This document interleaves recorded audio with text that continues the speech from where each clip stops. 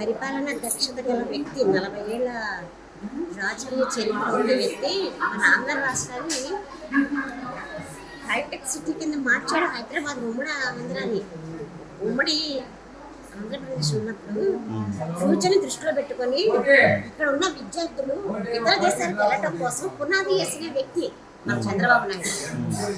మరి ఆయన పరిపాలన అంటే రాబోయే ఇంకో 5 సంవత్సరాలకి ఎలా ఉంటుంది, మన ఆంధ్రాన్ని ఎలా చేయాలని ఆయన ఊహల్లో వచ్చింది.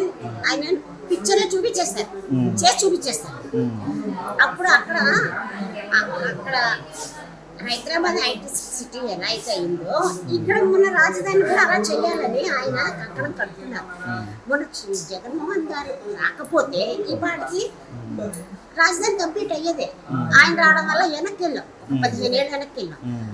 ఆయన వచ్చి ఆంధ్రాని అప్పుల్లో ముంచేశాడు జగన్మోహన్ రెడ్డి.